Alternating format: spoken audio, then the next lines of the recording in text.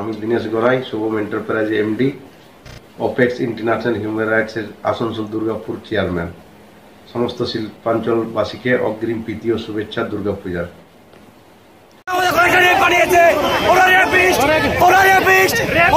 আশিস পান্ডে আজ বৃহস্পতিবার আরজি কর মেডিকেল হাসপাতালে আসে এবং জুনিয়র ডাক্তারদের বিক্ষোভের মুখে পড়তে হয় তাকে। পরে সিআইএসএফের জওয়ানরা ট্যাক্সি করে তাকে ফেরত পাঠায়। জুনিয়র ডাক্তারদের দাবি, তাদের মিডল ফিঙ্গারও দেখিয়েছে এই অভিযুক্তরা।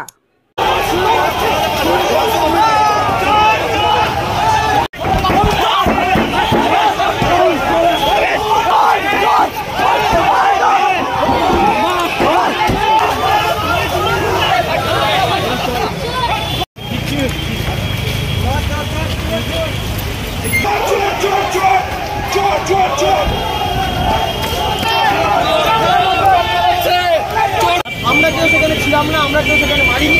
সেইখানে আমরা শুধু ওর পেছনে স্লোগানিং করেছি এবং ও যে এত বড় একটা দুর্ঘটনা ঘটে গেছে তারপরে এনকোয়ারি কমিটিতে যাচ্ছে হাসতে হাসতে।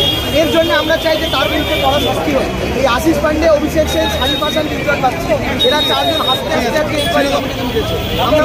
আমার নাম অনুভব মন্ডল। আমরা গ্রিন আসানসোল, ক্লিন আসানসোল করছিলাম না।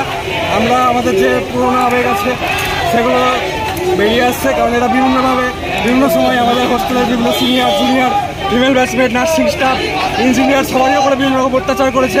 তারা চুরি করেছে, তারা বিভিন্নভাবে সেক্সুয়ালি হ্যারাস করেছে মেয়েদেরকে, তারা হয়তো রেপের সাথে যুক্ত, আমরা জানি না। সিবিআই ইনভেস্টিগেশন চলছে। কে ছিল গাড়িতে? কে ছিল গাড়িতে? আশিস পান্ডে, অভিষেক সেন, রোহন কুন্ডু, বিরূপাক্ষ বিশ্বাস, এরা সবাই মোটামুটি ছিল।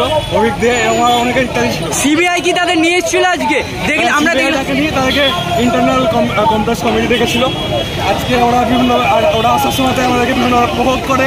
আমরা এখানে একটা নর্মাল স্টুডেন্ট, আমরা ডিউটি থেকে জাস্ট শেষ হয়েছে, আমরা ড্রেস চেঞ্জ করে বাইরে বেড়াচ্ছি। ওরা বিভিন্নভাবে আমাদেরকে প্রভোগ করে, সেগুলো বাকিরা বিভিন্ন রকম